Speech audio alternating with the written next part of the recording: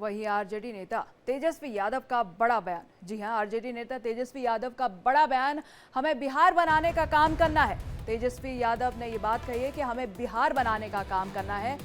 मुख्यमंत्री चेहरा घोषित क्यों नहीं? चुनाव बाद जेडीयू खत्म हो जाएगा। 11 साल से मोदी सरकार, सबसे गरीब राज्य बिहार। बिहार में ना कोई रोजगार, ना उद्योग, लोगों को कहीं न्याय नहीं मिल रहा। आरजेडी नेता तेजस्वी यादव का बड़ा बयान ये सामने आया। आप अपनी टीवी पे देख सकते हैं। इस बार नीतीश मुख्यमंत्री चेहरा घोषित क्यों नहीं? ठीक कहा अशोक गहलोत जी ने कि भाई हमारा तो जॉइंट प्रेस कॉन्फ्रेंस भी हो गया, इससे पहले कई राउंड हम लोग साथ भी बैठे, लेकिन हम लोगों ने नीतीश जी के साथ जो अन्याय हो रहा है एनडीए में, एक बार भी कोई भी जॉइंट प्रेस कॉन्फ्रेंस नहीं की गई है और ना ही ऑफिशियली रूप से मुख्यमंत्री का चेहरा घोषित किया गया है। तो हम लोग तो शुरू दिन से ही कह रहे थे कि भाजपा के लोग नीतीश जी को दोबारा मुख्यमंत्री नहीं बनाएंगे, और इस पे और किसी ने मुहर नहीं लगाया है, बल्कि अमित शाह जी ने एक बार नहीं कई बार इस बात को बोला है कि विधायक दल की जो संख्या होगी वो तय करेगा।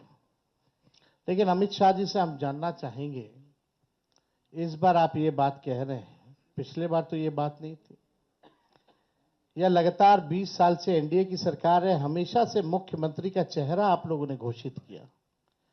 आखिर क्या कारण है कि इस बार आप नीतीश कुमार जी का मुख्यमंत्री के चेहरे का नाम का घोषणा क्यों नहीं कर रहे?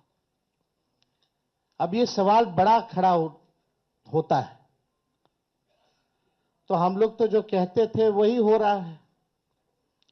और आप देख लीजिए, जो भी जनता दल यूनाइटेड में जो नेता हैं, नीतीश जी के खराब सेहत का वो चेहरे का इस्तेमाल करके 3-4 नेता जो भाजपा के लिए ही काम कर रहे हैं, जो जनता दल यूनाइटेड को खत्म करने में लगे हैं, अब चुनाव के बाद जनता दल यूनाइटेड को भी ये लोग खत्म कर देंगे, दल नहीं रहेगा।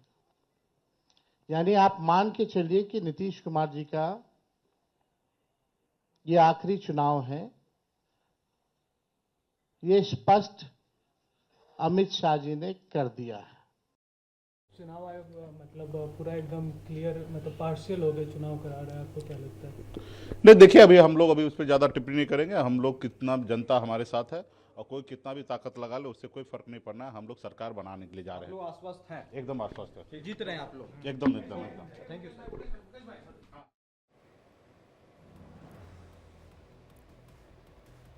आरजेडी नेता तेजस्वी यादव का बड़ा बयान, जैसे कि आपने देखा, और हमें बिहार बनाने का काम करना है, तेजस्वी ने ये कहा है। तमाम सभी साथी को मैं धन्यवाद देता हूं कि आज उन्होंने औपचारिक ऐलान कर दी है कि बिहार में अति पिछड़ा मल्ला का बेटा सरकार बनने के बाद डिप्टी चीफ मिनिस्टर होंगे। इसके लिए मैं सभी को धन्यवाद देता हूं।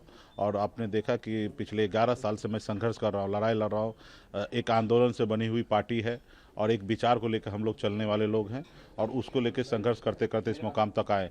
आपने देखा होगा कि 2020 में हमारे सहयोग से बिहार में सरकार बना। अगर हम समर्थन नहीं देते तो 2020 में नीतीश कुमार बिहार के मुख्यमंत्री नहीं होते, और हमने उनको मुख्यमंत्री बनाया था। उस समय में भी हमको डिप्टी सीएम का ऑफर आया था, लेकिन हम उस डिप्टी सीएम का पद हमने ठुकरा दिया कि हमने हमारा मानना था हम किसी के साथ गलत करके हम डिप्टी सीएम नहीं बनेंगे। अपने दम पर और मजबूती से अपने काम के दम पर हम डिप्टी सीएम बनना चाहेंगे। और उसके बाद लगातार 3.5 साल से मैं संघर्ष कर रहा हूँ। आपने देखा कि किस तरीके से भारतीय जनता पार्टी हमारे विधायक को खरीद लिए, हमें वो सरकार से बाहर कर दिया जो सरकार हमने बनाया था। लेकिन हमारा हौसला नहीं टूटा और हम मजबूती से लड़ाई लड़ते रहे। पूरे बिहार में निषाद समाज के सभी उपजाति, चाहे वो बिंद, बेलदार, नुनिया, मला, चाहे तियर, बनपर, गोरी, केवट, सभी लोगों ने हाथ में गंगा जल लेकर संकल्प लिया था कि भाजपा को उखाड़ फेंकेंगे। वो समय आ चुका है और भाजपा को बिहार से 2025 में उखाड़ फेंकेंगे और हम अपनी सरकार बनाएंगे, जिसमें एक अति पिछड़ा मल्ला का बेटा डिप्टी सीएम होंगे। क्या लगता है मोमेंटम जो है वो इंडिया अलायंस का कहीं गड़बड़ नहीं हुई है, देर हुआ जो नहीं, announcement बिल्कुल ही नहीं। देखिए, कभी भी चुनाव का जो एक अपना काम है, वो चुनाव के वोटिंग गिरने से ठीक 3-4 दिन पहले मूवमेंट बनता है कि हमें वोट क्या करना है।